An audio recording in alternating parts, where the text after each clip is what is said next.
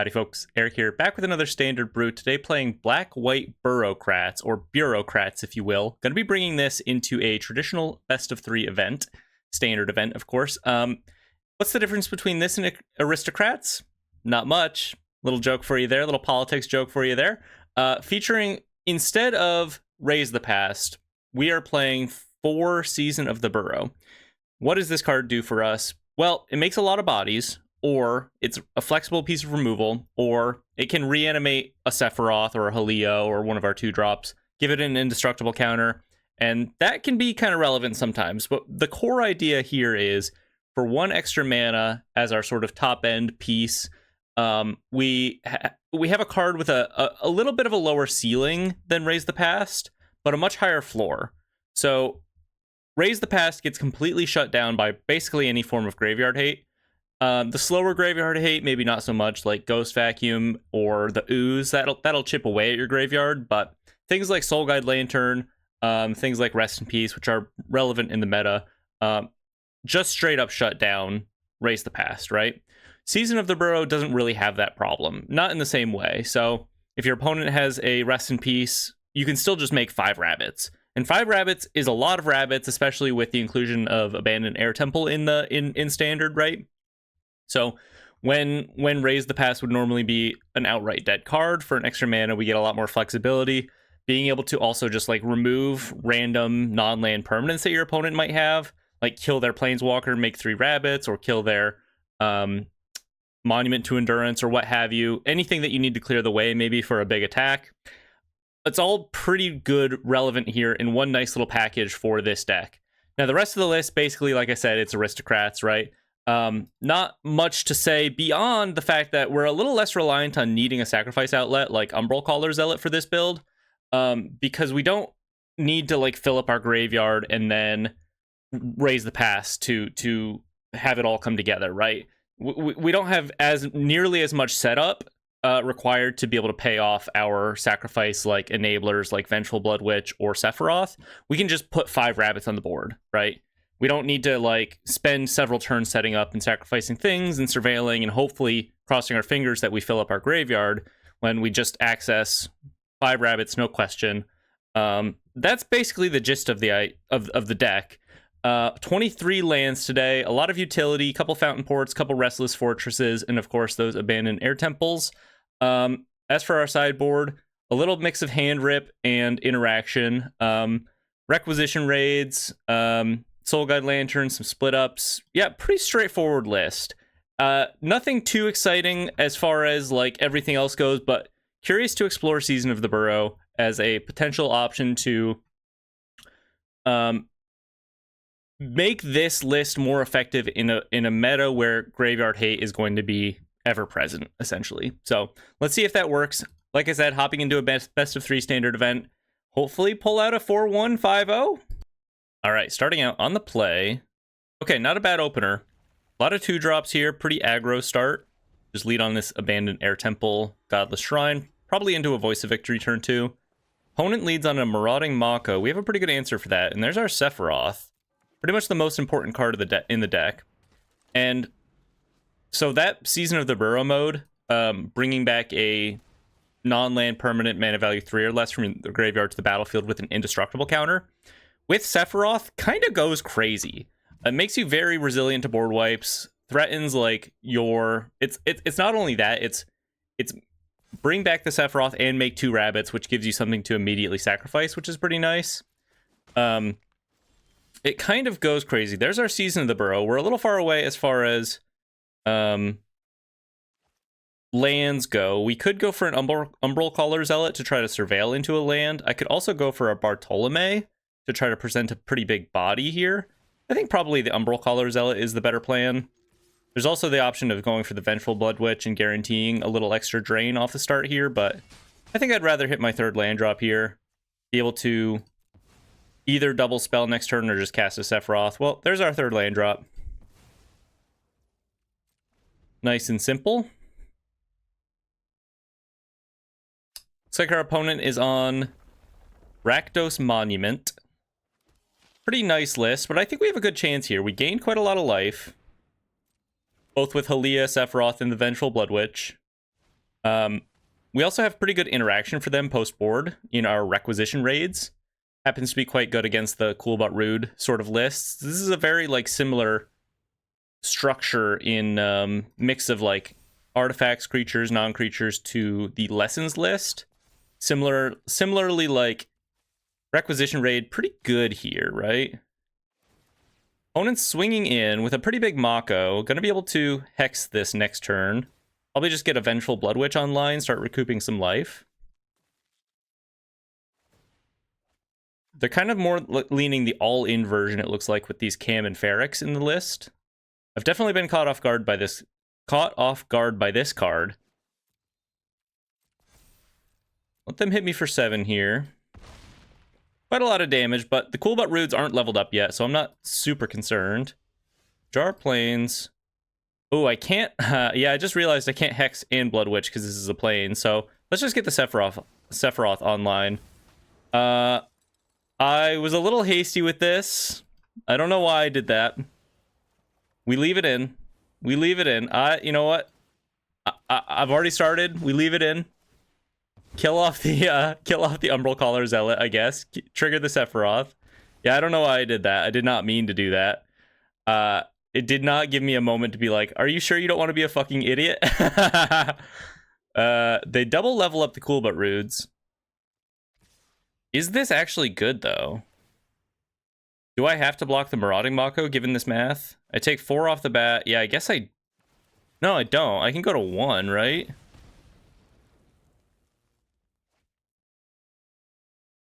Oh, no, they discard 2 cards because 2 cool but rude triggers. Okay. Hey, y'all. Oops, in it. You know, if I win this game, then it doesn't matter, right? If I win this game, then it doesn't matter. And actually, we draw another black source, which is a pretty big deal. Let's go ahead and get our Blood Witch going. Swing in with the Voice of Victory here. I'm going to go ahead and Hex the Mako right now to be able to Blight onto my 1/1 token. I definitely have to deal with this. And now I'm kind of chilling. Never punished for being an idiot. My opponent would have been at 1 had I just swung with the Umbral Caller Zealot first. Maybe we'll see how it goes. Oh, I'm just dead to the discards from Cool But Rude. Okay, all right. Well, I'm embarrassed. I'll admit it. I don't know if I would have won that game anyway. Let's just try to buckle in for games 2 and 3 here and pull it out. Bring in the Rec Raids. Bring in the Intimidation Tactics. Bring in the Hexes. I don't think we care to mess around with the Soul Guide Lanterns. Let's cut down a little from the top of the curve. We can go down 1 Season of the Burrow. I don't know that I love Get Lost here. Giving them maps is not super ideal, in my opinion. Everything else is kind of good. Maybe we just go down some Line Breakers, and then... Maybe we don't need the full set of hexes. 3 hexes. 2 raids. I like the tactics, but maybe we just need 2. Okay. We actually have a lot of tools for this matchup, but I don't think you want to overboard in this case. We're a pretty synergy-centric deck, so I think it's pretty important to make sure that you still maintain your critical mass of like synergy pieces post-board. Not the best hand. The Fountain Port makes things a little awkward here. Let's just go ahead and skip on the Season of the Past. We're pretty far away from that.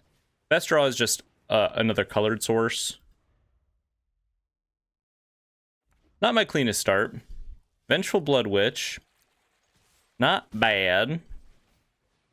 Not bad. Lead on the Blood Witch here.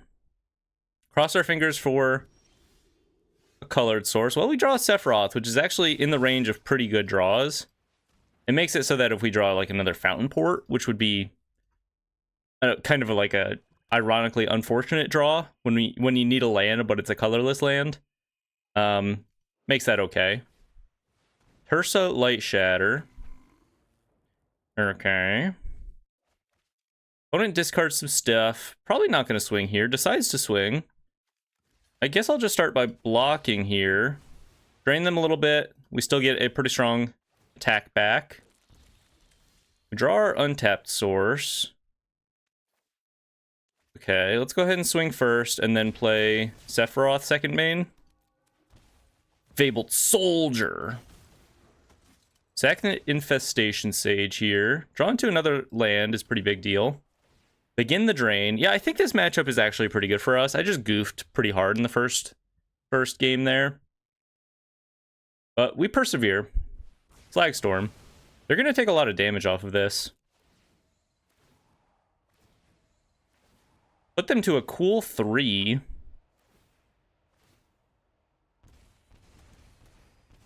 Okay. I'm at 29. Let's see how this goes. Another Bartolome. I kind of think I just make a fish here, maybe. Although Servandum has Menace, which is a pretty big deal. Bartolome could threaten lethal next turn. I think I like this play, just having Menace. They go for another Slagstorm. Interesting. Abandon Air Temple. Well, let's go for Bartolome. Threaten some lethal next turn. Just make a fish and sacrifice it. What you got? Inti.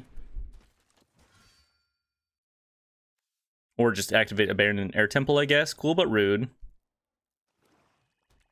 Plays a Swamp. Probably leveling up the cool but rude here. They have to block the Bartolome.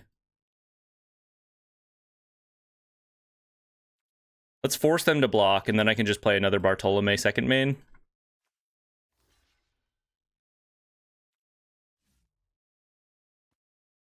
Now you do have to block this, brother.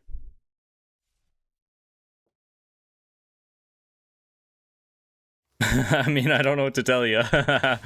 You do have to block this. Go for another Bartolome. I think we play a land. I don't love telling them that we have nothing else going on, but could give us the option to do multiple things next turn. Opponent has some stuff on the field, but not anything that particularly matters. And if I play it a little slow here, I can eventually produce a board with Fountain Port. Like a wide enough board to... Well, there's Infestation Sage. That's kind of a big deal. There are two routes you could go here. One is play the Infestation Sage, swing, make a fish, force them to block the Hexing Squelcher, or play Infestation Sage, make a fish, and then activate Abandon Air Temple next turn. I think I actually like this line because I'm going to swing with Bartolome here because I'm going to end up with a flying insect, which I think is kind of a big deal. So we go sack the Sage and then activate the Abandon Air Temple. And now my insect is threatening to just kill them next turn with another Abandon Air Temple activation. And they really haven't dealt with the root of the problem either. Bartolome can survive another Slagstorm if that's what they have. Marauding Mako.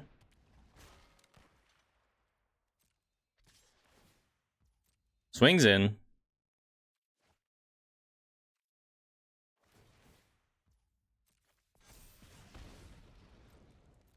No blocks.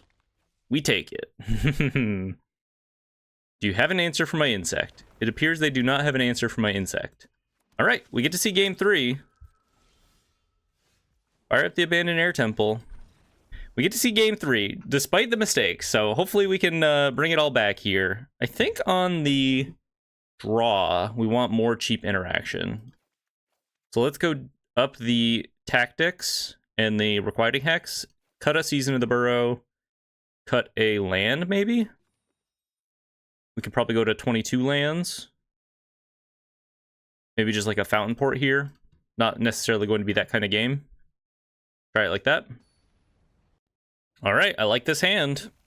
Turn 1 tactics. Opponent mulligans to 6. Marauding Mako. We draw into an Infestation Sage.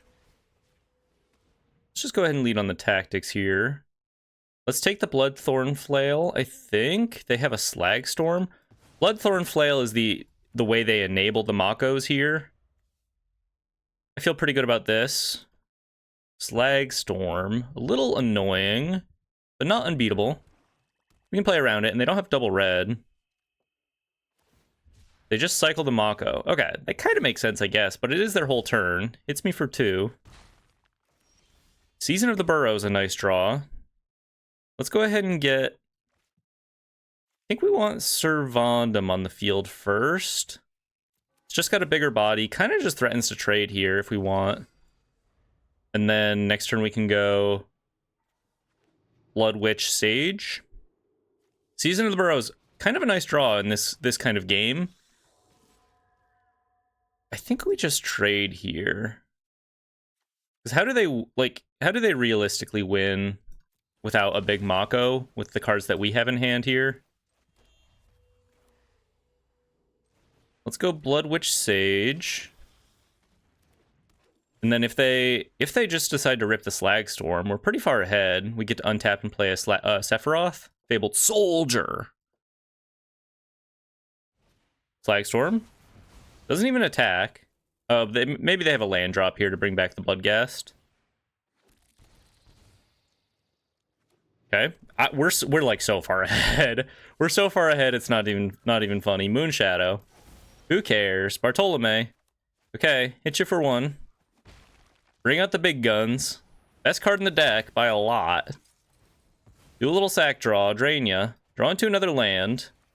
Play a Fountain Port. I mean, let's be real. How does like if they kill my Sephiroth, how do they beat an indestructible Sephiroth? You know what I mean?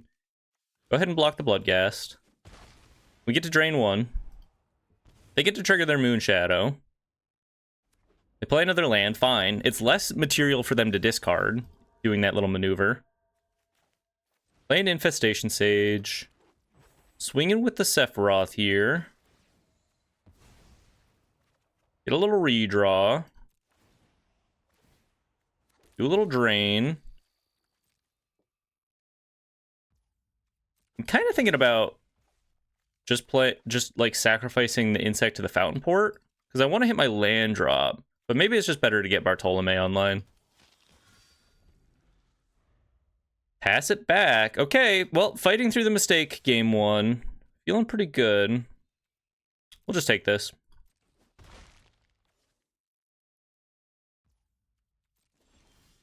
Requiting Hex. Not a bad draw. Play another Infestation Sage here. Let's just Hex the Moonshadow. You can flip the Sephiroth this turn, and they scoop it up. Folks, you just play through. You just play through. You make a mistake, you say, okay, I've got games 2 and 3. And you just play through. 1-0. On to the next match.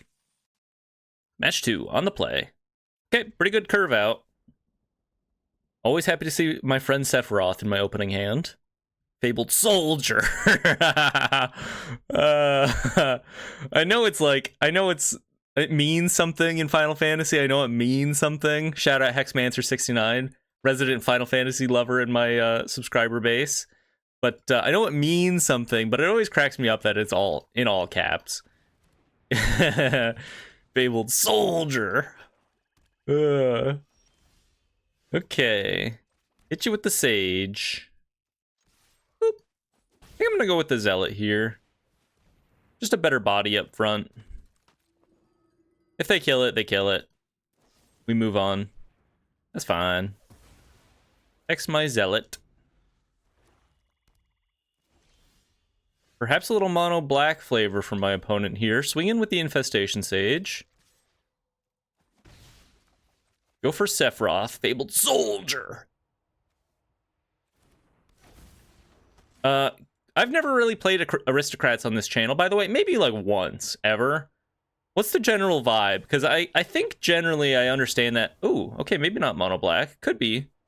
Bitter Triumph on the Sephiroth here. We still get a redraw. What's the general vibe here? Because I think I can suss out that people generally don't like it when I play life gain decks. And I know this isn't quite a life gain deck, but I feel like it's got a similar Similar sort of vibe. I think I'm making fish this turn. Swing for 1. A lot of lands in hand. Opponent rips an Insatiable Avarice. I like Aristocrats when they're strong, but they're not always that strong. Opponent goes for a Caballero. Are they just ripping the Doomsday Excruciator here? Curious to know if they have the combo. Okay. I could just be dead. I have some decent tools for this matchup, though. Make a fish. Servandum. Why does this have the tiniest text you've ever seen in my hand?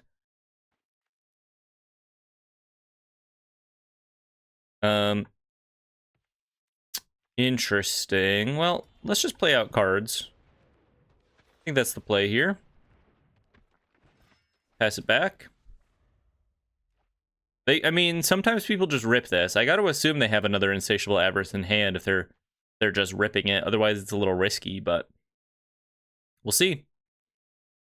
People make mistakes, you know, as is evident from watching any of my videos, both myself and my opponents. People make mistakes. Deceit. Keep in my hand real quick. Jack shit, brother. I got jack shit. Tapped Watery Grave, passes it back. Okay. Yeah, I guess we start swinging.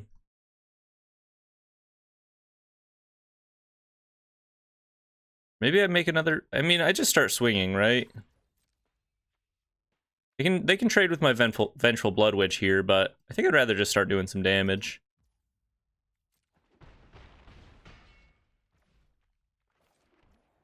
I mean, I'm just dead to an Insatiable Avarice at this point. I guess not quite. Oh no, they scoop it up. Okay, great. What the fuck? Don't. I mean, what's the point in ripping that, like, early demon if you don't have a way to actually, like, finish me off? Because if I just leave the demon on the field, you're donezo, you know?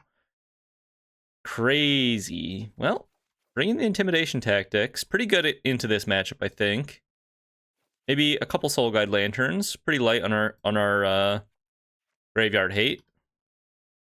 But I think that's where we want to be. We don't need... once again, you don't want to mess with... When you're this synergy heavy, you don't want to mess with that too much. Bring in the lanterns, bring in the tactics. Our 1-drops are a little less important here. Maybe we could cut a Halia as well. Although the card advantage from Halia is not bad. Maybe we go down a...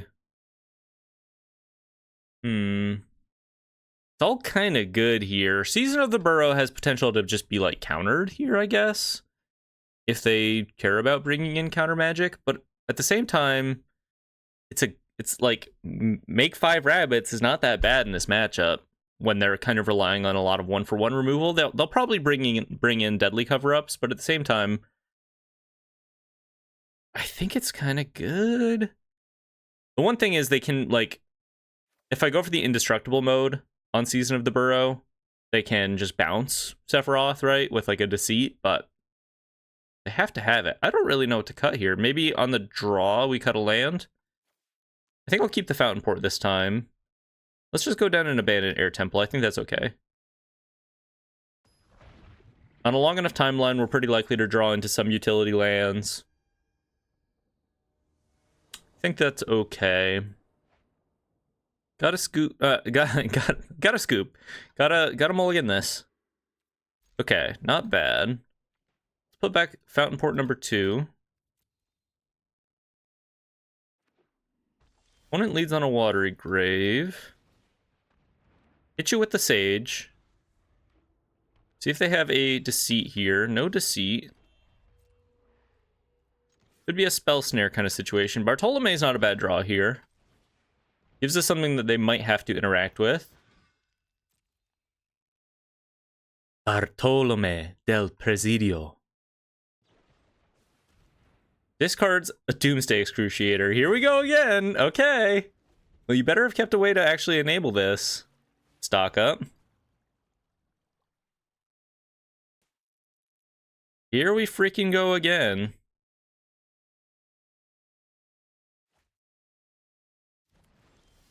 Godless Shrine. Well, things are lining up pretty okay for us this time. Sephiroth, Fabled Soldier. On the field.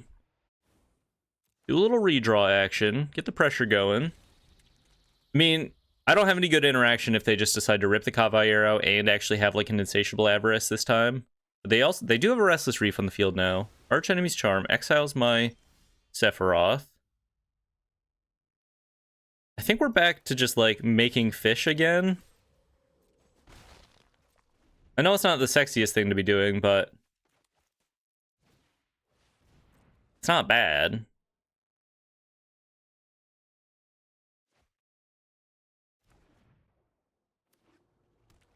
Bloom Lake Verge. Make fish. Start putting together a little bit of a board here. Hitcha. I mean, you know what it is, y'all. It's make fish. That's just what it is. Harvester of Misery. Killing off my fish? What the hell? Alright.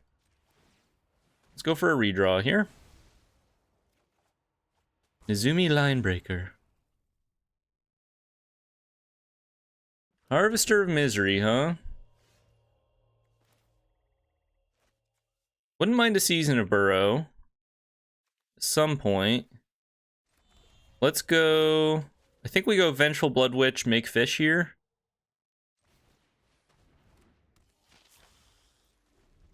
Hold up this Get Lost in case they decide to do anything with that. I think I'm going to leave the Harvester for now. It's just 5 damage a turn. Another Harvester of Misery? No! Okay. RIP in peace, Vengeful Blood Witch.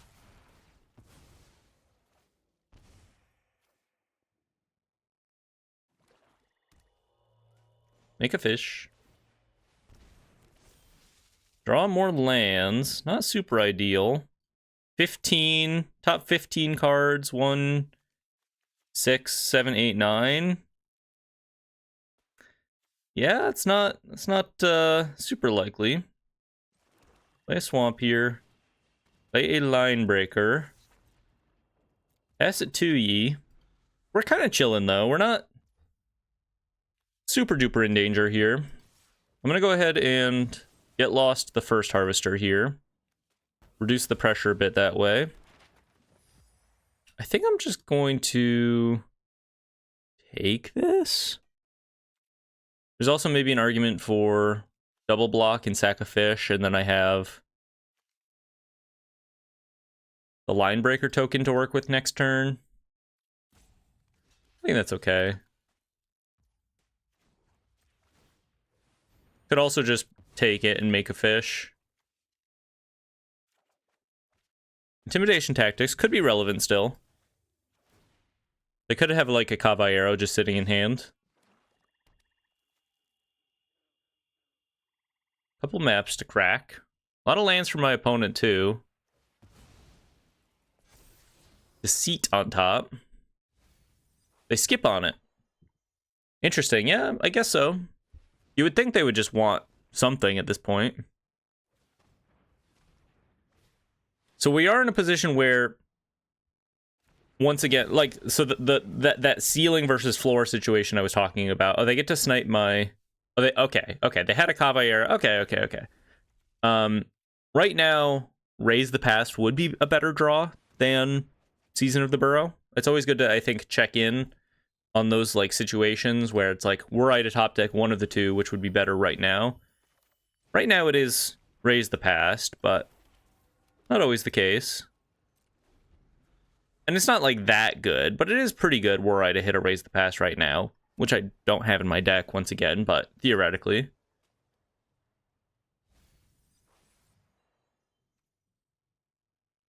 I think I'm losing this one, but we do get to play on game 3. Doomsday Excruciator. Interesting. Yeah, and they do have a Restless Reef, but I could, like... I don't think I'm dead. Am I? So we block this. And make a fish. If I draw like a Get Lost for the Restless Reef here, I might just be able to chump forever. Sephiroth, Fabled Soldier. I guess I go for that. It'll make me redraw, which is not ideal, but I do need to draw into removal for the Restless Reef anyway. I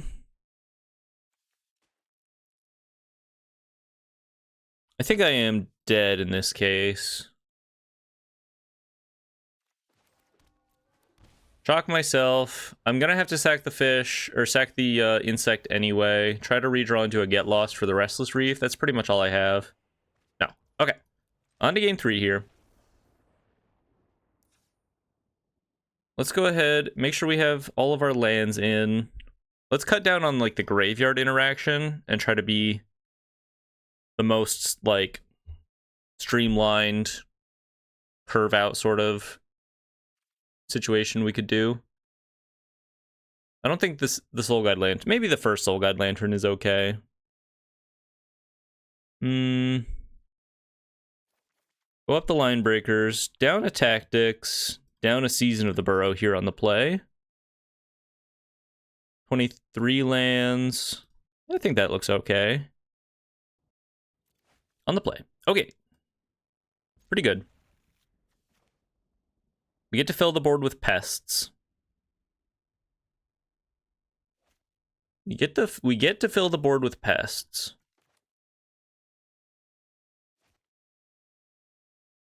Which is kind of key here. Getting on the board early. Hope that they don't have things like tools like Day of Black Sun, which is very, very good into Aristocrats. Definitely the best board wipe into Aristocrats. In these colors, at least. Burrow-Crats, if you will. Undercity Sewers. Voice of Victory is a huge draw for us. That makes our curve out so much better. Lead on the voice and then start hitting them with the Blood Witch triggers. Looks like they have removal for this. Bitter Triumph. Wisely. Goes for the Bitter Triumph. Drawn to another Fountain Port is not that bad, actually. Play a Blood Witch here. Play a tapped Temple. And then next turn we can just go the fish route. If we would like. Deceit. Double black here. Peep in my hand. Nothing that good for them to take, to be honest. But if they do go for the Caballero next turn, it's a pretty big annoying body for us to have to deal with. They have a Soul Guide Lantern. Yeah, I don't care about that. Really at all. With this build, right? If I was on Raise the Past, I would care about that. Halia.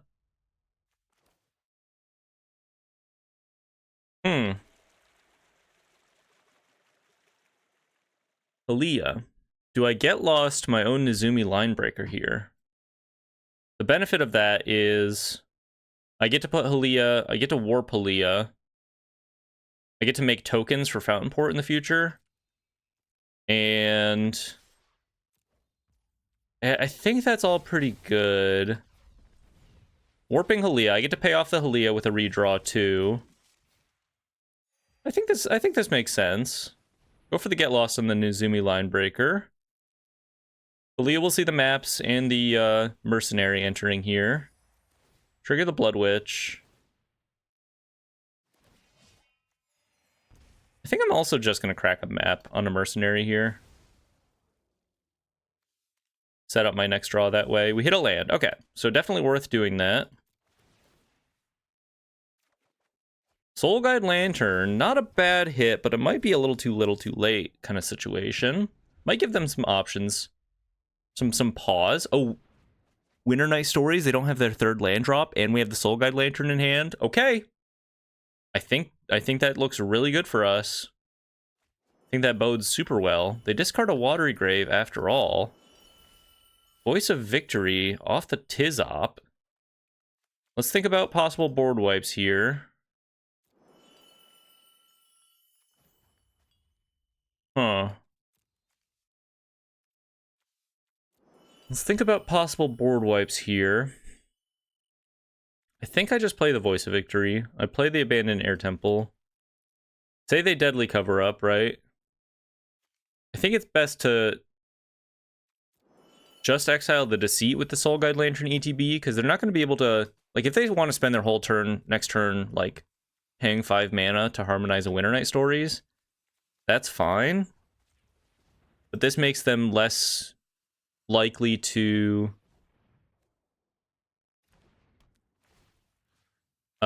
this makes them less likely to collect evidence on their Deadly Cover-Up.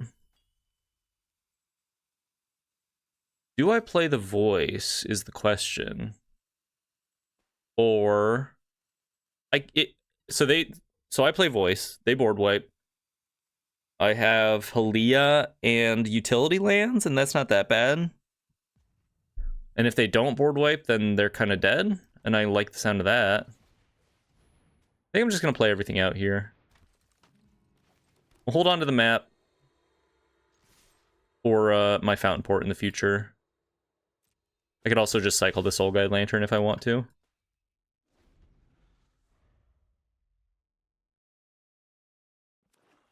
Swamp. See if there's the Deadly Cover-Up coming out here.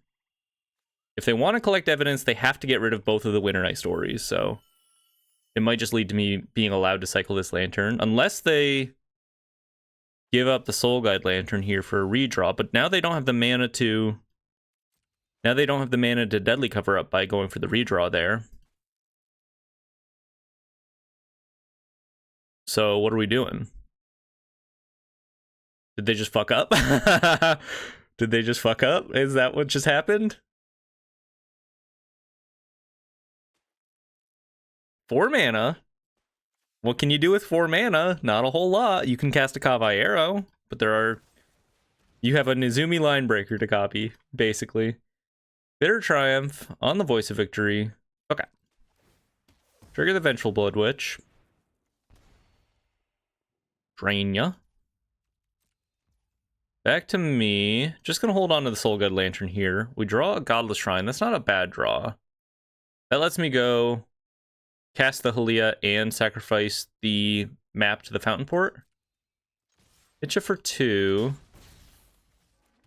Chalk in the Godless Shrine. Cast the Halia. I could go for the Soul Guide Lantern here at this point, but still, I think I like the option of maybe cycling it. If they, like, what do they even take out of my deck with a Deadly Cover-Up? They have a Deceit. Okay. Gotta be getting rid of the Halia here. Get rid of the Halia. Sack this map.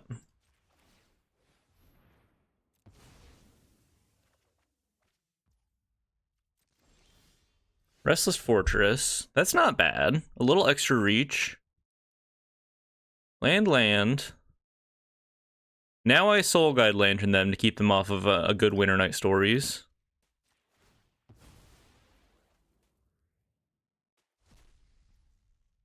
Play a Restless Fortress tapped.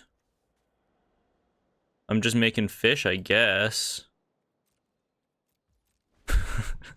Me when I was a line cook at Long John Silver's.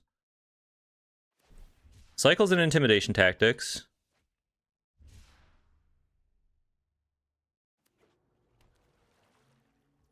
Bloom Lake Verge. Yeah, we make fish. I think that's better than activating the temple here.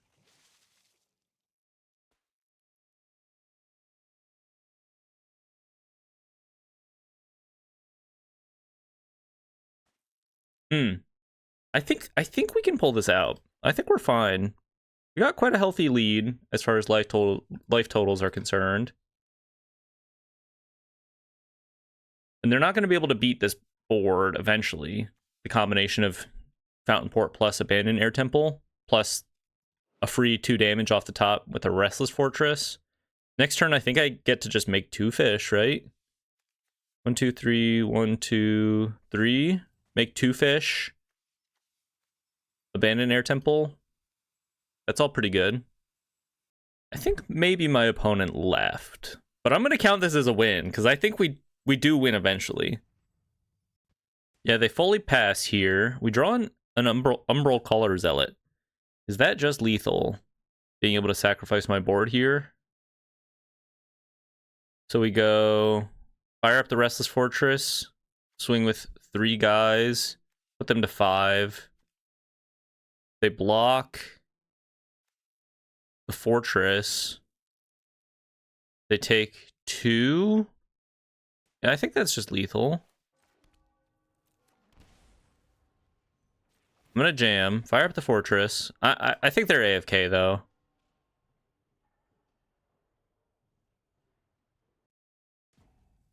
Foley scoops it up. AFK. Okay, I'm gonna count it. We found lethal there right in the end. 2-0. Pretty nice start. Fighting through a couple different styles of decks here. On to match number 3 with the Bureaucrats. Match number 3 on the play again. Pretty nice. Okay. Pretty ideal start here. You can go Verge into Voice into Bartolome. Get things rolling. Little Restless Cottage for my opponent. Respect. Hit you with the Vav. Swing in with NL, my friend. Draw another Nizumi Line Breaker. Get Bartolome online here. Curious to know what's in their hand. Hitcha. I mean, I think they're gonna have a hard time recovering from this. Pretty balls to the wall start here. Nizumi Line Breaker. Pass it back. I mean, if they rip like a Day of Black Sun on turn 4, if they get to see a turn 4, maybe they're in it. Unstoppable Slasher. Yeah, we don't care about that at all. Looks a little stoppable to me. Go for the Get Lost. Swing on in. I maybe should have thought about sacrificing my Line Breakers at the end of their turn. That would have been more damage, an extra 2 damage. Curious to see if that matters here. I guess I don't think it would have led to a lethal. But would have been interesting. And they scoop it up. Great. All right. I mean, sometimes you just do that, right, to your opponents. Let's bring in the Intimidation Tactics against some kind of Golgari mid-range list, probably. Could be like a Mutable Explorer, Unholy Annex kind of situation. Unstoppable Slasher, Bloodletter of Aclazotz. I think we just want the Intimidation Tactics here. Maybe there's an argument for the first Soul Guide Lantern. I don't super love it, though. Season of the Burrow does exile, which is kind of relevant. Maybe we just go down the Requiting Hexes. Although it's possible that we just didn't see that they're on, like, Llanowar Elves and stuff like that. Let's just go down the Hexes here. Go down a Fountain Port. Let's go down a Temple instead. No, let's just cut a Plains. Let's try it like that. 22 lands, go down the Hexes. Could be a little punished for that, but we'll see. My guess is on Golgari Demons. Just based on what we saw. Alright, nice little curve out again. This looks very similar to a previous hand we kept. Opponent leads on Underground Mortuary. Do our little curve out. Don't love drawing another land there. Bossing Say. There's a Bushwhack. Bushwhack. Huh. I smell an Ugin list for some reason. That makes me think.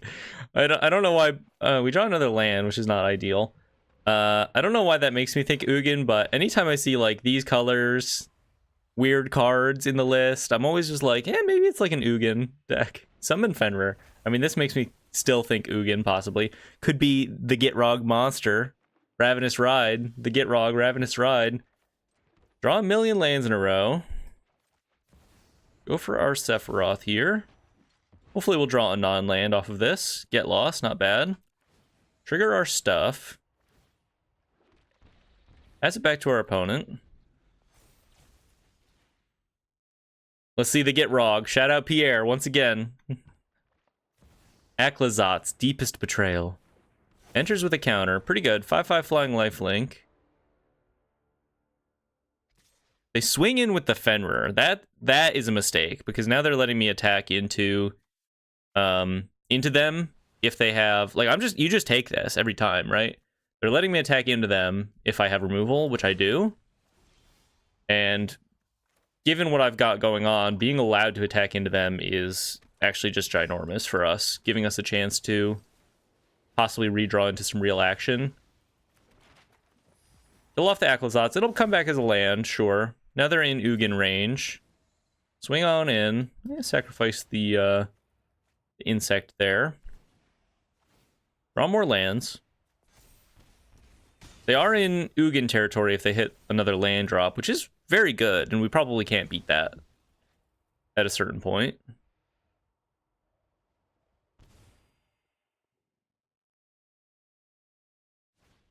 Deadly cover-up. Fair enough. Get a million triggers.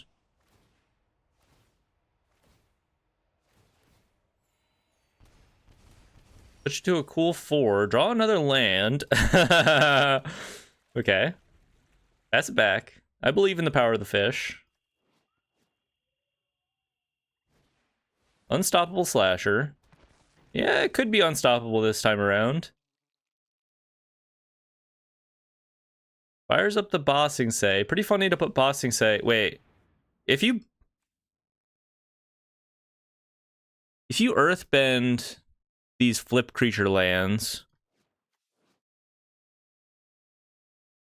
it comes back as Aclazotz, right?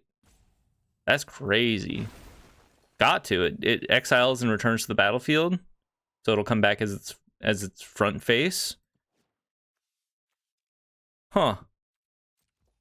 Right? Seems pretty strong. Make fish.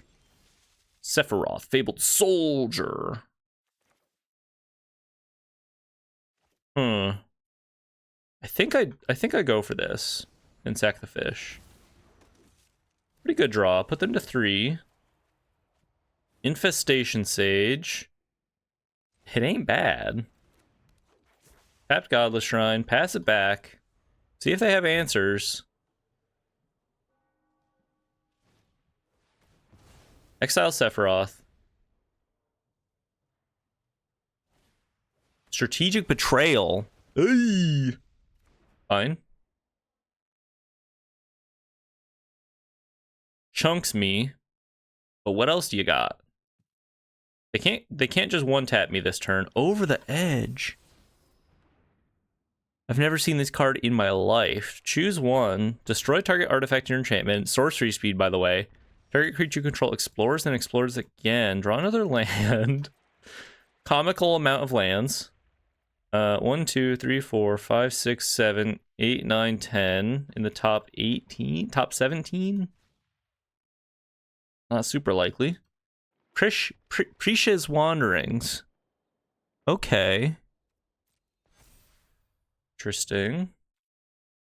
Going all in on this underground mortuary. A Ripe Lad or a Boroid off the top. Extra maps. How do you swing here though? Because if they fully attack, I'm gonna go for double fish. The double fish gambit. They just swing with an underground mortuary. So I think I'm just gonna go single fish, block sack. Oh, I can't double fish anyway. But single fish block sack is really good for us here too.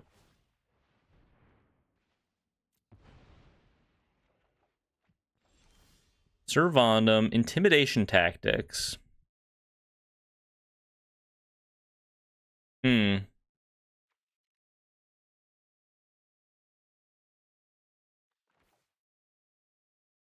of feeling like a double fish angle here with the strategic betrayal. If I just play out Vondum, they just hit me with the betrayal, play an Ouroboros. I think I'm just gonna pass.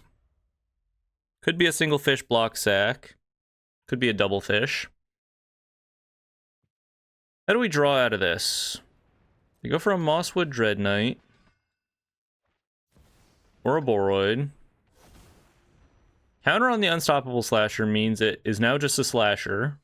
No longer hold the Unstoppable.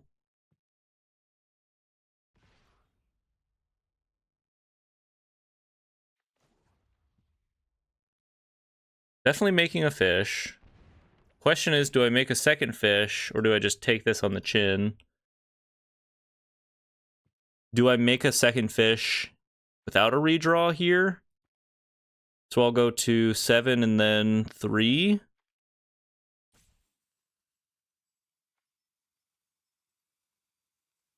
I might as well make the fish now, because then I'll go to 6 and then 3. And then that gives me a chance of maybe drawing extra material with which to work with next turn. It gives me a chance of, like, maybe I just draw another Sephiroth.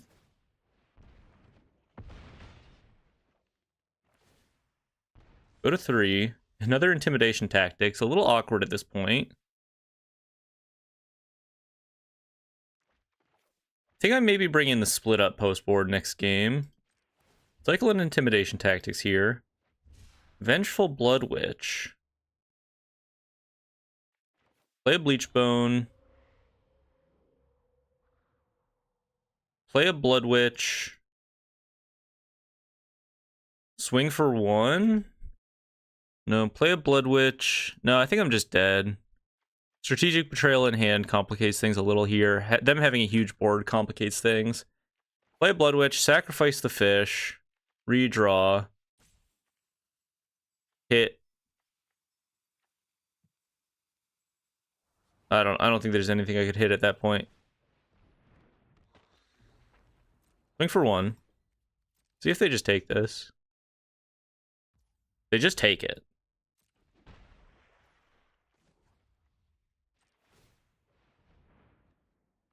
I don't think there's anything I can hit here. They scoop? What? They had me for sure. Who's to say they had me in game 3? These traditional standard events are weird. They're weird. That is much more of an asterisk win than match 2 was. Match 2 was a legit win. My opponent left, but we won, right? My opponent just scooped basically for no reason. I'll take it. 3-0. On to the next one. Match 4 on the play again. Pretty good stretch. Vote on your phones now at home. Do you keep this? Not very good. It's not very good. We don't have anything to sacrifice to Sephiroth. I think blind on the play. Let's make use of the fact that we have the play here. Try to keep a good proactive hand. This is much better. Although we still don't have anything great to sacrifice to Sephiroth here. Let's put back the Bartolome, I think. Lead on a concealed courtyard. Elusive Otter.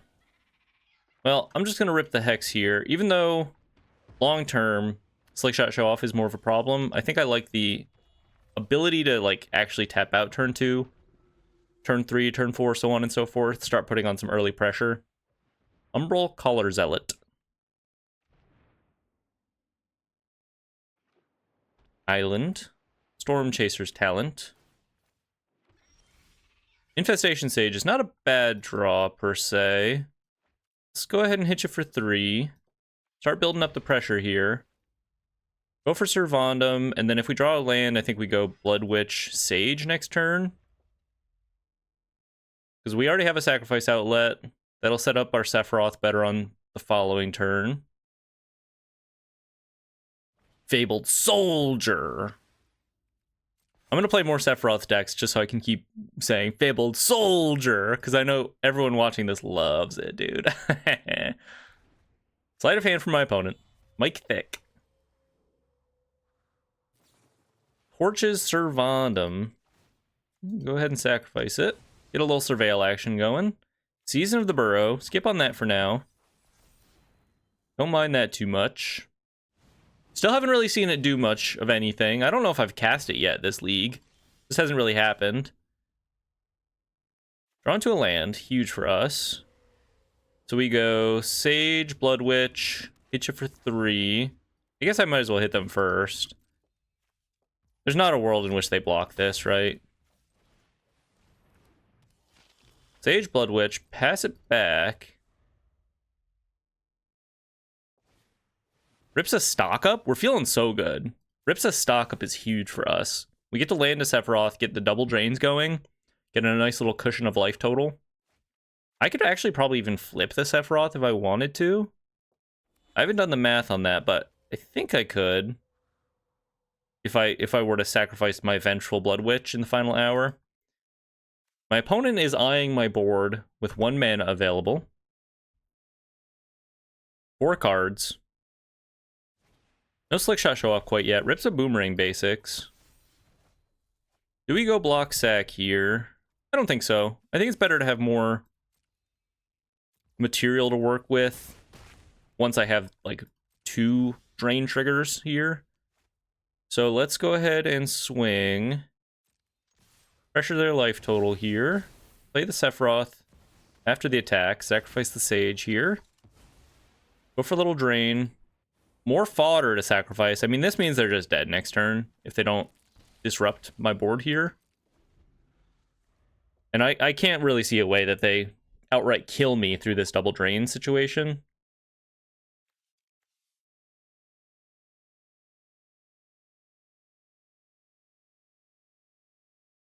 They'd have to have, like, main deck. I don't know. At this point, Iroh's Demonstration wouldn't really do it. Pyroclasm, I mean, there's no way they're on Pyroclasm, though. I'm just spitballing. They could have, like, a 1-of Fire Magic. Clean up my Blood Witch. That's not that bad. But I don't think that... I think I still win through that, just by the nature of having a sack outlet and 2 enablers next turn anyway. This has been a fun league. It's been very weird. I mean, most of these leagues are pretty weird, but... Burst Lightning on the Umbral Caller Zealot. That seems like a pretty good start for my opponent. Okay. Do a little drain. Shoot a 5. Now do you have an answer to Sephiroth? Is the question.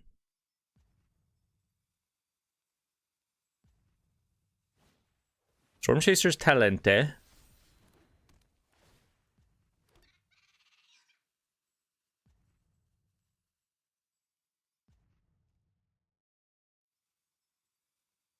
Taking a moment. Decides to swing in with their boys. I think I might as well block with an insect here, right?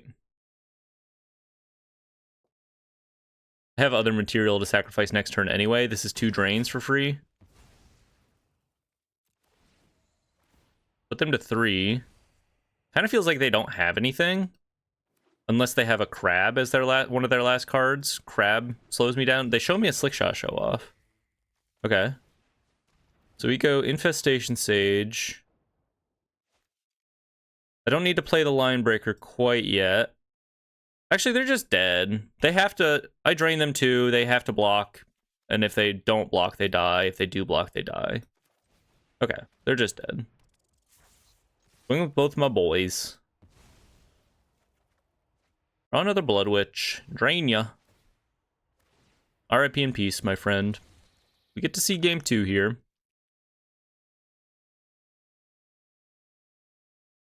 RIP in peace. Sephiroth, critically... So, I mean, they're dead to either of these, like... No matter how they block, it doesn't really matter. But Sephiroth, critically, whenever another creature dies, so my opponent's creatures, right? They can't really block Sephiroth there anyway. Also, if Vengeful Blood Witch itself dies, drain another one that way. Pretty good start for us. Bring in the Requiting Hexes. Let's take out... I think Get Lost is okay. Let's go down a Season of the Burrow. Pretty expensive here. Let's go...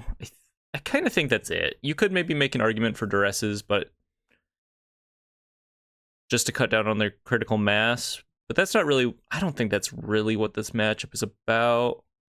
We kind of live or die by whether or not we produce a board against them. I think they kill us in the long game with their recursion from the like Storm Chaser's talents and whatnot. And maybe that's not true, though, because we do gain a lot of life. They definitely beat us on card advantage eventually.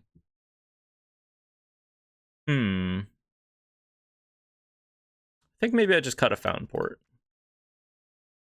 Run it like this. 22 lands. On the draw. 4 requiting hexes. Maybe there's an argument for duress. I don't know. Doesn't seem super important. Pretty good. Good enough. Probably. Elusive Otter. Ooh, we draw an Infestation Sage. Probably one of our better draws here to enable the Sephiroth. We'll just lead on that. Decide what we want to do next turn with these hexes slash Bartolome. Opponent goes for an opt. Another opt. Interesting.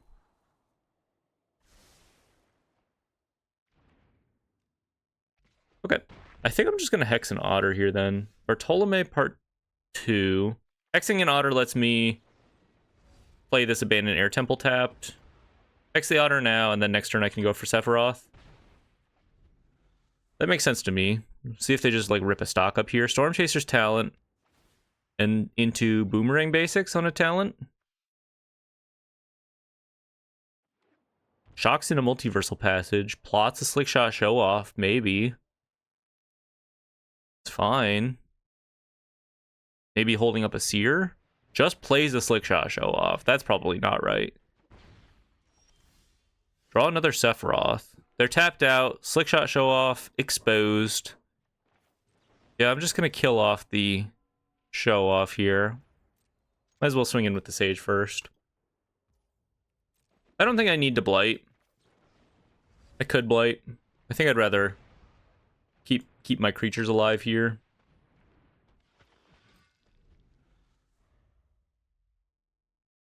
I think they should have just plotted the Show Off. All of the good Prowess players, I'm not a Prowess player. I'm not going to say I'm a good Prowess player, but I'm pretty sure it's always better to plot the Show Off. Pretty sure. Maybe not always 100%, right? Like if you have the turn where you get to just cast it and then combo off all in the same turn, go for it. Like you have 5 mana or whatever. But early, like tapping out and just showing your opponent, yeah, if you kill my Show Off, I don't have any way to interact with that. It's like, okay, I'm just gonna kill your Show Off then. You know, it's like Prowess lives or dies by how much damage Show Off gets done basically while it's alive. And if that number is 1, you have just wasted a Slick Shot Show Off, I think.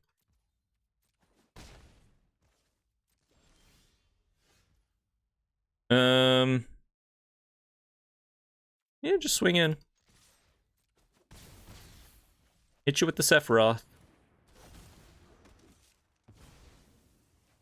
Draw into another land. That ain't bad. Tapped Godless Shrine. Pass it back. Opponent casts a Storm Chaser's talent. Makes their 5th land drop. I think we got this one in the bag.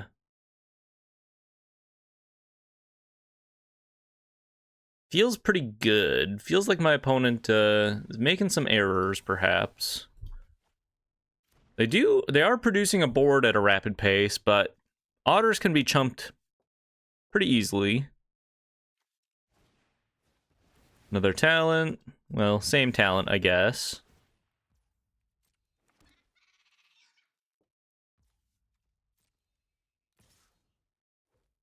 Go for the old block sack.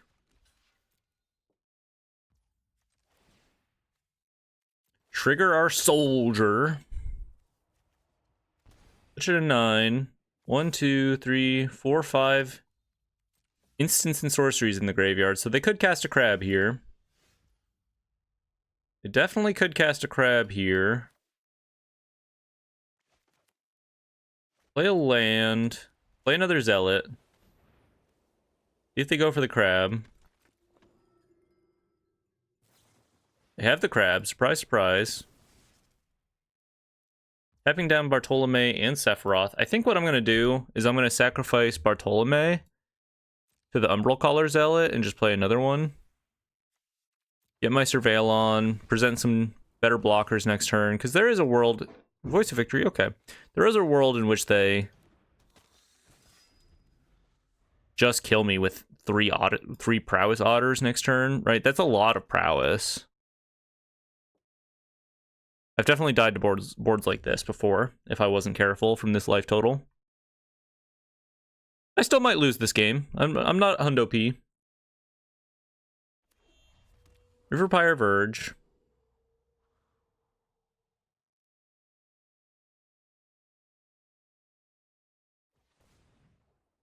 Green mana. Distributing some counters, perhaps. Just one counter, though? I guess just for a prowess trigger. You could just cast this for X equals 0 if you really wanted to. One prowess trigger. Maybe has like Otter plus Wild Ride, Pyroclasm. I mean, I have to have a blocker here, so sacrifice the Zealot and then sacrifice the Sephiroth. Yeah, that's not ideal. Pyroclasm. I didn't expect that.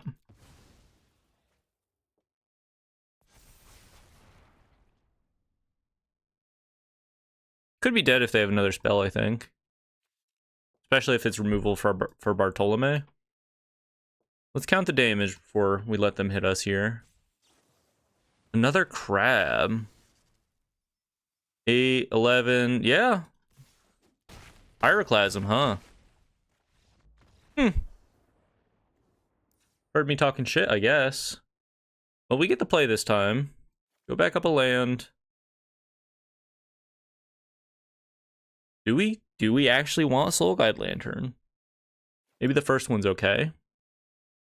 I don't really love it in this matchup, though. I don't know. Yeah, I don't know if I'm a big believer. Maybe we do want Duress just for information's sake, especially knowing they're on Pyroclasms now. Go down the Get Losts. It's our only way to kill the crabs, but, well, outside of Season of the Burrow, but I think that's okay. I'm still kind of a believer in the Season of the Burrow here. Maybe we cut a Vondum. Kind of just dies. Maybe we want all the Duresses, actually.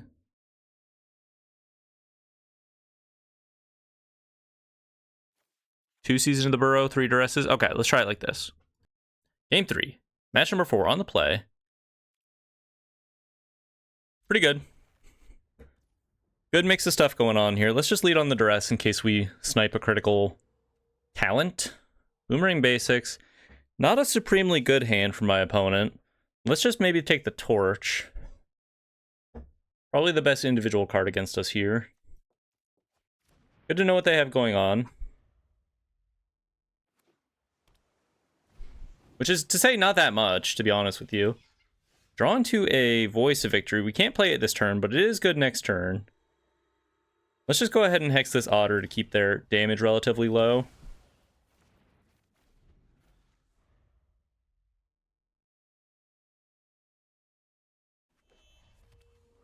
River Pyre Verge. We draw a Verge. Go for the Voice of Victory. Cross our fingers that they didn't draw into a Spell Snare. Pass it back. We have a pretty nice setup next turn. Season of the Burrow potentially looking kind of good. At the very least, just making 5 rabbits with the Abandoned Air Temple here on the field. Eventually pretty good. Let's just go in right now. We're not that soft to a Pyroclasm here. They're probably just going to Burst Lightning the Blood Witch.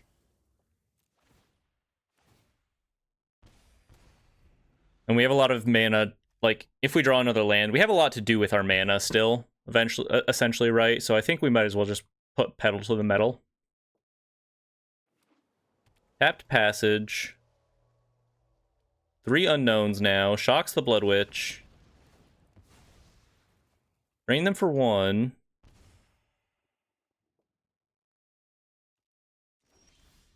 Sephiroth Fabled Soldier from the top! Holy smokes! Wow. Hitcha. kind of ginormous for us.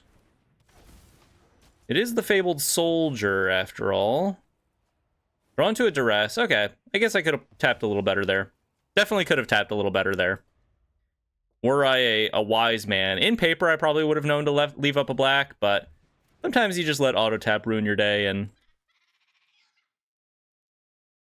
I don't know. Sometimes it just happens, right? Were I a less ADHD Magic the Gathering enjoyer, I would probably just turn off auto tap completely, but for the sake of pace of play,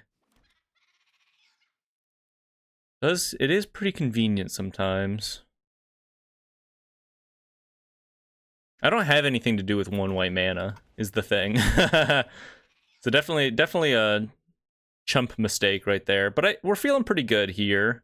They might just bounce my Sephiroth, which I don't really care about. Oh, they torch it. Okay, that is pretty good. I get to drain them off of them sacrificing an Otter. Exiled, so I can't bring it back off of Season of the Burrow. I don't know that I would want to anyway. Curious to know if this Duress is going to hit anything. I think I'm just... My best draw is probably just an untapped land to be able to fire up the Abandoned Air Temple. Izumi Line Breaker. Okay, I think I'm just going to go... Swing out. Plan to sacrifice a token to the Fountain Port here. I don't know that I care about what their last card is. If it's a crab, I just whiff on the Duress. I think I'd rather just contribute to the board while they're so low. But I'll get a little more information off of a redraw here. Blocks Infestation Sage. That's okay.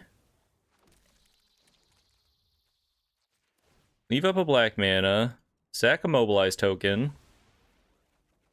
Concealed Courtyard. Let's go for the Line Breaker here. Now we have double white for the Season of the Burrow.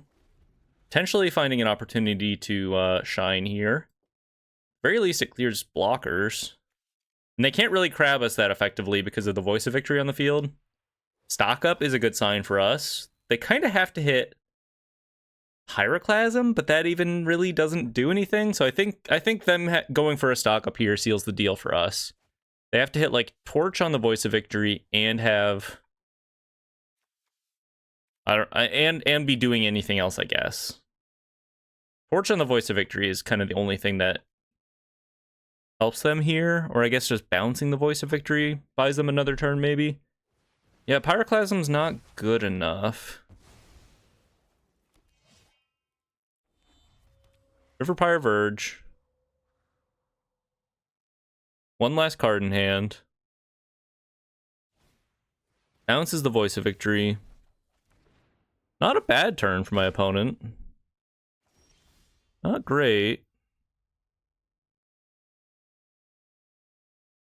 Hit you down to 3. Play Voice of Victory, play Servandum. Kind of think it's that simple. Like, what do they do on the backswing? Storm Chaser's Talent. Pick up Pyroclasm, pick up Torch. Like, I don't know. Because if I just make rabbits, they just Pyroclasm the rabbits. I think it's Voice of Victory Vondum here. Hit you to 3.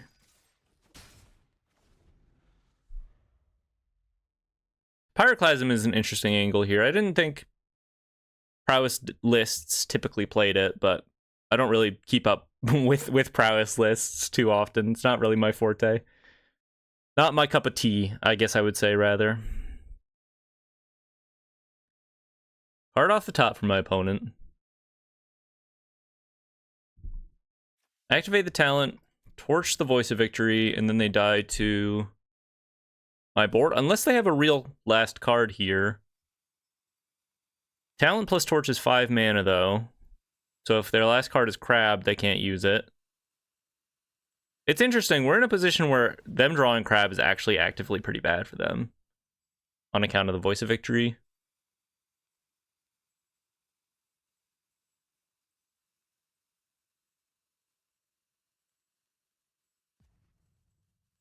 Activates the talent. Gotta love it when you activate the talent and you don't know what you're going to bring back, but you know you just have to activate the talent, so you're just paused here. It's like you could have thought about this before you activated it. By the time you're activating it, you should know what you want. You know what I mean? But I've definitely been there.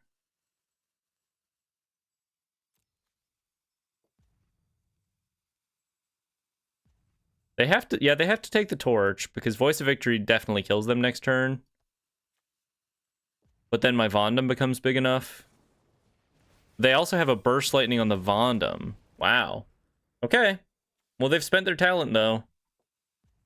And they have to sacrifice the talent. And I think I win this game.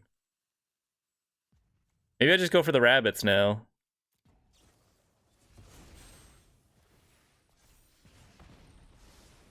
Leaves a card on top. I don't love the sound of that. Aaliyah. Maybe I go for like Indestructible Vengeful Blood Witch plus 2 rabbits. And then I think I win through that. Put them to 2. Indestructible Blood Witch plus 2 rabbits. Gives me stuff to block with. Gives me attackers to fire up. Abandon Air Temple, and then if they have Pyroclasm, then they just die.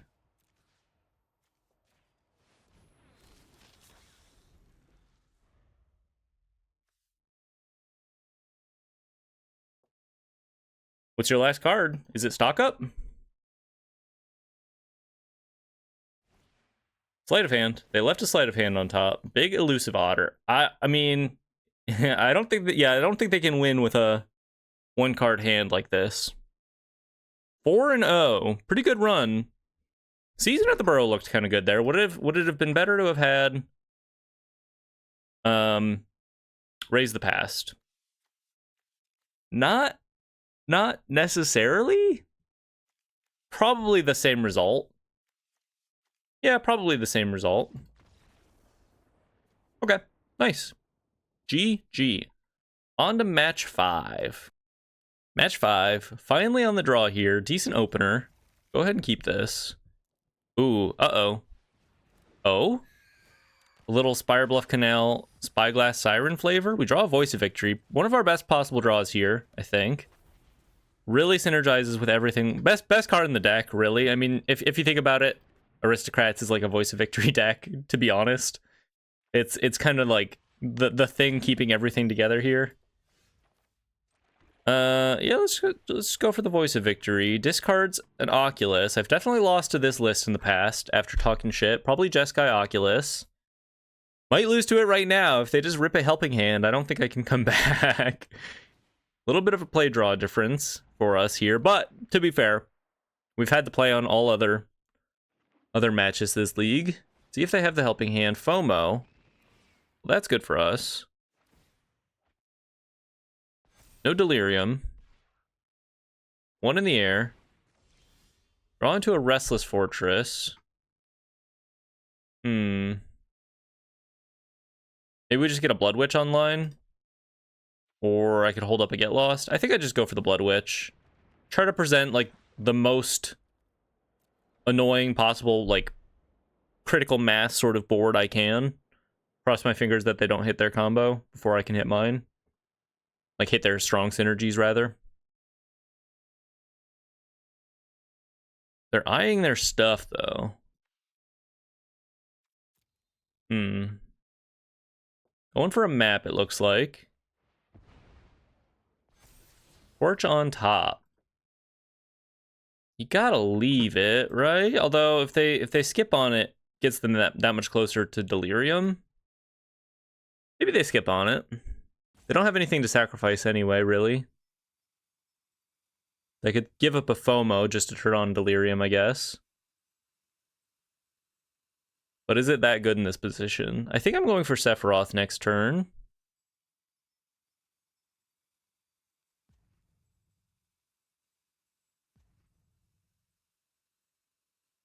They leave the torch on top. That's probably for the best. Because if we go entirely uninteracted, I think we win eventually. Swinging in with a Mako. I think I'm just gonna take this hit and plan to play Sephiroth, sack the Sage next turn. Inti. Land. Interesting. Fountain Port. Let's play our Fountain Port. Let's warp a Halia. Play a Sephiroth. Do a little drain action. Gain some life for Halia. Do a little drain action. Gain some life for Halia. Could swing in now. I would give up the Voice of Victory, but if they kill my Voice of Victory, I also flip my Sephiroth, which is a pretty big deal. Gain a bunch of life, too. I think flipping my Sephiroth is a big deal.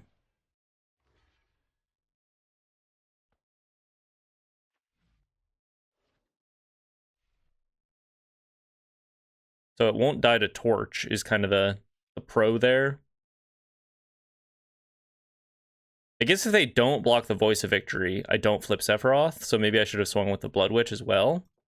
Just guarantee sort of maximum damage there. They basically just have to take this, right? Because I don't know if they can beat flipped Sephiroth. Yeah, this makes sense to me.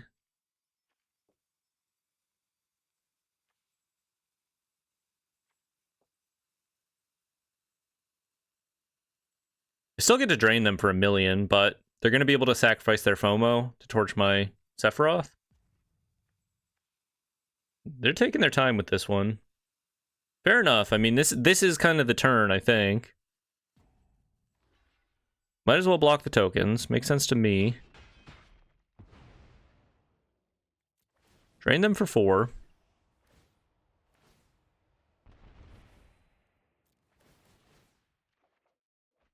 All right. Pretty nice setup here. They get to turn on their Delirium. Manage my Sephiroth. It's all pretty decent. They do have to give up a FOMO in the process, but maybe they don't care that much. Start swinging in and triggering the Inti. Steam Core Scholar. Interesting. They could kind of put themselves in a weird position by going for the Scholar here.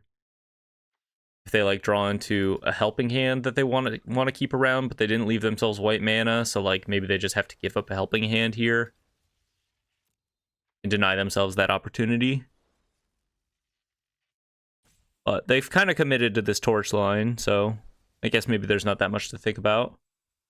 This has been a fun run. I do like this deck. Season of the Burrow has not... I'm not going to say it's underperformed, but it really hasn't had much of a chance to shine. It would be a good draw, I think. Kind of in most any scenario. Even just being able to like double exile stuff here to clean up their board. This card's to get lost. Sacred Foundry on top. If they played a land this turn.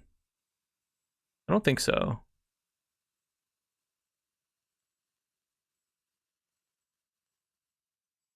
Taking their time with it.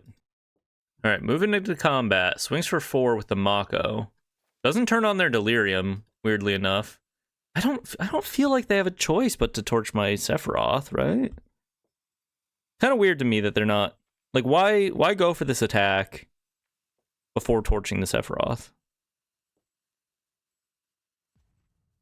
Because if they just give up the FOMO and torch the Sephiroth, they have a much better swing here, right?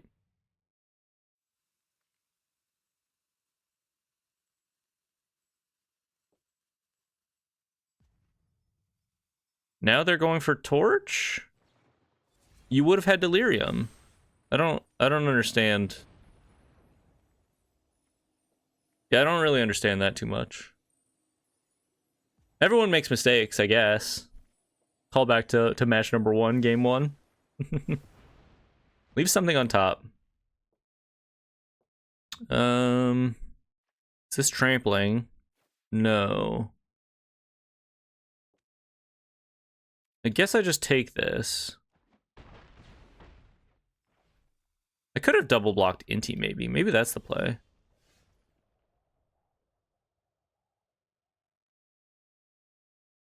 I am threatening quite a lot of drain again, though.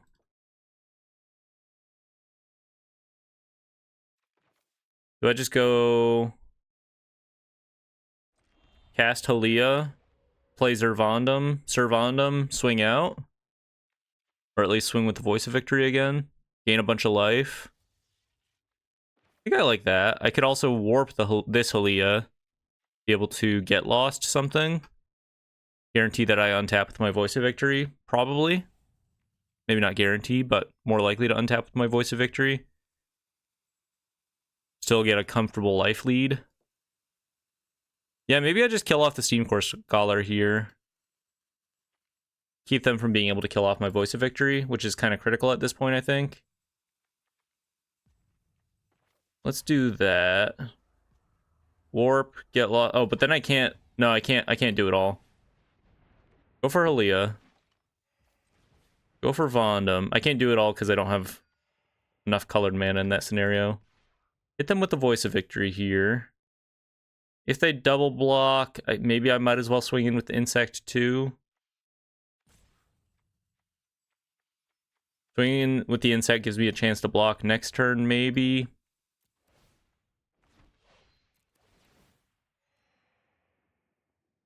Trigger my stuff. I also have this Restless Fortress on the field for a little extra reach from downtown.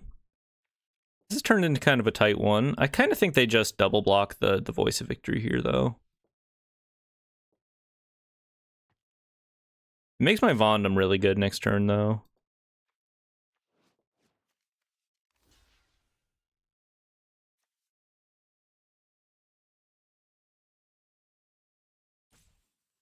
Double block the Voice. Drain them for 1,000,000 again. Kill off the Siren.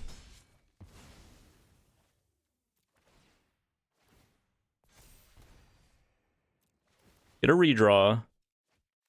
Concealed Courtyard, that's fine. I mean, obviously not a good draw, but... Land in hand. Feeling okay. Let's see what they're able to put together here. 2 cards from my opponent. Vengeful Blood Witch keeping me in this game big time. Because next turn... If they do nothing, next turn I just get to swing at them with everything, right? Including this Restless Fortress. I think they're just dead, right? Because the Restless Fortress is going to put them to 3, and then they can't... I guess they could just, like, block and not let my shit die, basically.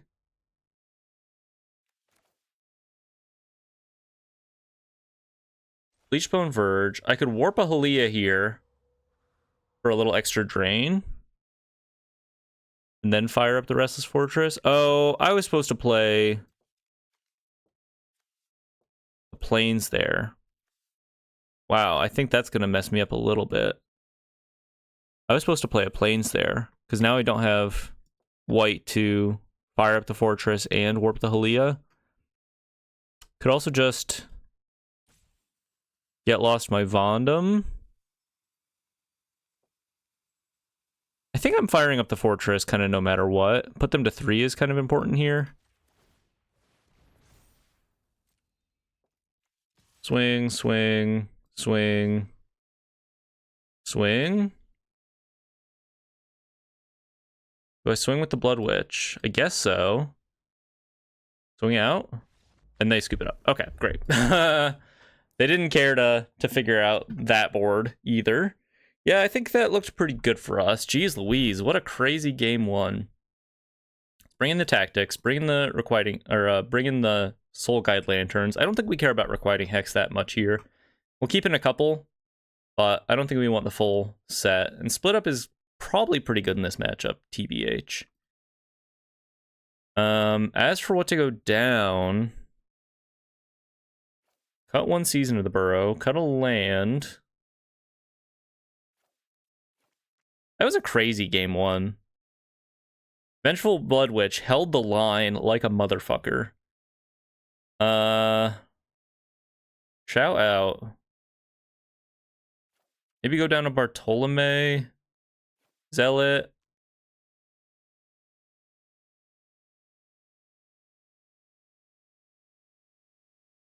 Yeah, I don't really know what to cut. Maybe our cheap guys don't do a whole lot here. We need some amount of them. It's going to be hard to swing in with Voice of Victory, but it is the best card in the deck. I have a feeling this is just going to come down to play draw a little bit. We managed to scrape out the win on the draw game 1. But then we'll get the guaranteed play game 3 at the very least. Run it like this. Kind of a weird hand, but I think I'm going to try it out. Spyglass Siren. Split Up is a pretty good draw for this kind of hand, I think. Very different style of gameplay for us on in this hand here. Swings in for 1. Kind of missing our critical window to hit them with the tactics, because... Oh! They just pass. 2 mana available. Let's see what they've got going on.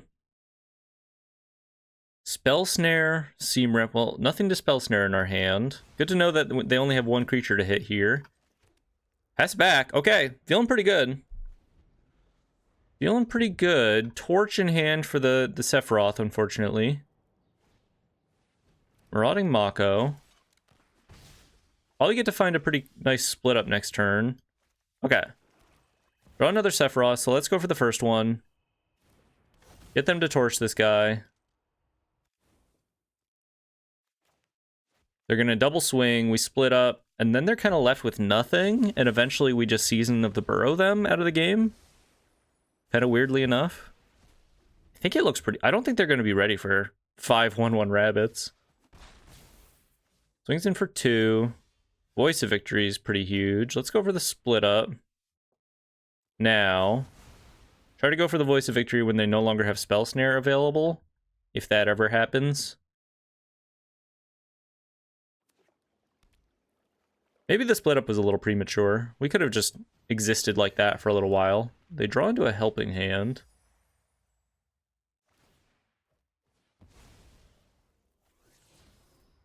Island. Tap. Okay. All right. Abandon Air Temple. Go for the Sephiroth. Best draw is just a land next turn. This is shaped up to be kind of an interesting one.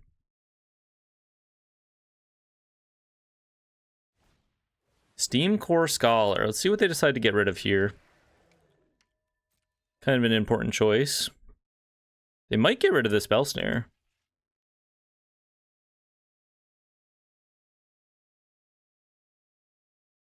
Or maybe they discard an Oculus. Discard 2 lands. Whoa. Thanks for 1. That's fine. Question is, do I Intimidation Tactics them? Do I care about that? I'm ripping the rabbits here. Do I have anything in the graveyard? No. Yeah, for me it's just gonna be 5 rabbits. Whoa!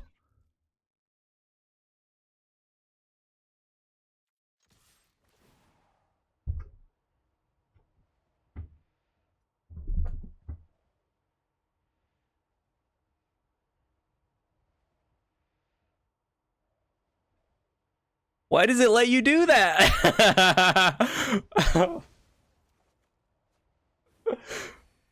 Chat, am I stupid? Am I fucking dumb or what? Why does it let you do that? What? Why does it let... Of course I want 5 rabbits. I don't even understand. I don't understand.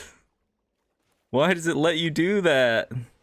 Go for an Umbral Caller, Zealot. See if they spell... I think I can still win this. I would have had a much easier time with 5 rabbits on the field.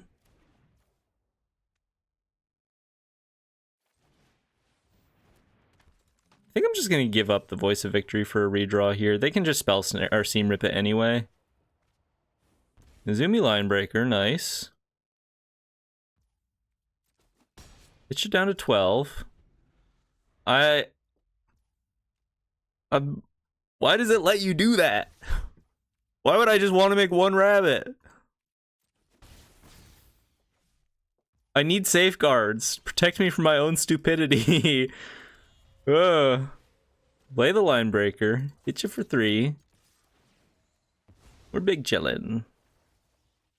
Drawn to another split up. Interesting.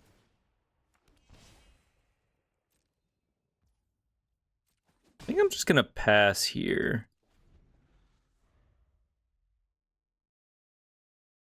Despite my flaws, despite my arrogance, despite my ADHD ass clicking, do we pull out the win?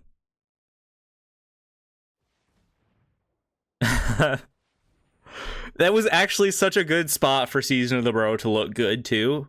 Like, they're not beating 5 rabbits, clearly, with what they've got going on. With the abandoned air temple, I cannot believe I just did that. Oh my god. Cool it, cowboy. That's right. Cool it down, cowboy. We still got chance to just pull out the win here. Despite basically time walking them. Well, not really. I made 1 rabbit. I made 1 rabbit. 5 mana. Drain you for 1 redraw. This card's a helping hand. Swing it on in. Seam Rip. Okay.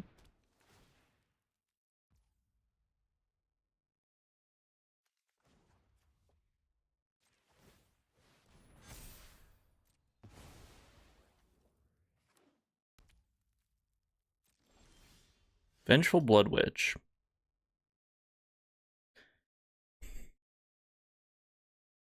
I think I want to swing in and then split up all untapped creatures. And if they block, I just fire up the Abandoned Air Temple. And I think I'm going to go for my Intimidation Tactics after this attack for a little more info. I guess I probably should have done it first.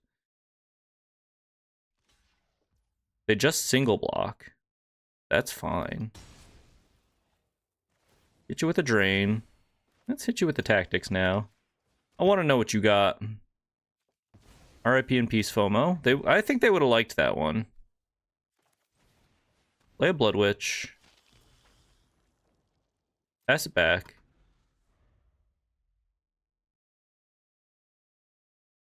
I think I'm still going to win, which is kind of crazy.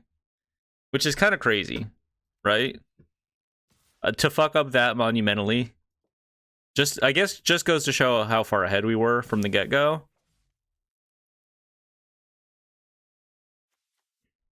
They could rip an Oculus here, but it wouldn't be that good. Not with the split up in hand. Looks like they are ripping an Oculus here.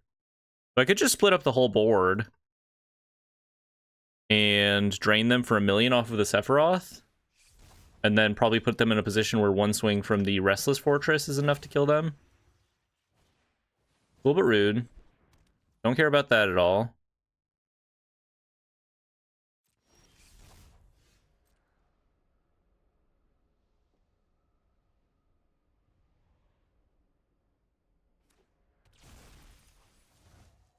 Fountain Port. If I just split up the whole board, Sephiroth sees 5 things dying, Vengeful Blood Witch sees 2 things dying, and I win?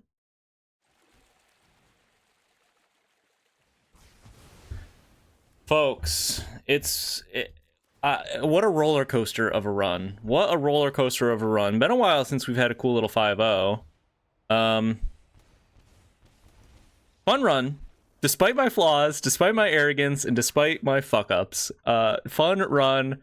Bringing home the bacon. Cool 5-0. Bloom. What was the deck list called again? Bureaucrats. Black-white bureaucrats. Got the dub. We get there in the end, I guess. Let's open the packs, feed the children. What did we think of the list? It was Aristocrats, right? For the most part. And it looked pretty good. What did we think about Season of the Burrow? I actually think there were some moments that it would have looked good. That last game specifically, it would have looked really good. And arguably have been a lot better in that position than Raise the Past. All the other times we cast it, it either looked about the same as Raise the Past. Yeah, just about the same, right? But once again, showing off that, like, it just gives us that extra angle of if we don't have a whole lot of material in the first place, if we don't have anything in our graveyard, we can just cast this, make 5 rabbits, feed the Sephiroth, feed our sacrifice outlets and whatnot. I thought it looked pretty good. I thought it was a fun run. Well, maybe not the most revolutionary idea, but I feel like you don't see a lot of people experimenting in the Aristocrats like archetype too often in Standard. And maybe for people that want to play this style of deck but don't like getting blown out by graveyard hate in your like otherwise relatively just like creature aggro list, maybe this is for you. Check out Season of the Burrow. Only $1 per copy pretty much on TCG Player, or you know, just check this morning because I was curious. Otherwise, the Sephiroths are pretty expensive, so this is not like a budget deck necessarily, but overall, it's not that bad. Well, that was fun. Appreciate you watching. I'll be uploading this Thursday morning, so if you're watching this, streaming tomorrow, Friday, every week, 2 p.m. Eastern. We'll be playing something in a standard traditional best of 3 league, and then maybe doing some other I don't know what else is in store. I haven't figured that out yet. So streaming on Friday, 2 p.m. Eastern. If you are interested in joining my Discord, there's a link down below. Sometimes it doesn't work. Try the link in my channel description. Full of like-minded brewer people, off-meta players, very chill vibes. We've been talking about spoilers lately and like gearing up for Strixhaven pre-release. Been fun. Otherwise, I'll be posting 2 to 3 times a week. Fresh standard content, off-meta stuff. This is a little more meta-leaning perhaps than typical, but I think Season of the Burrow is an interesting card and wanted to give it its time in the sun. So that's all I've got. Appreciate you watching. Hope you have a beautiful day, and I'll catch you on the next one. Bye-bye.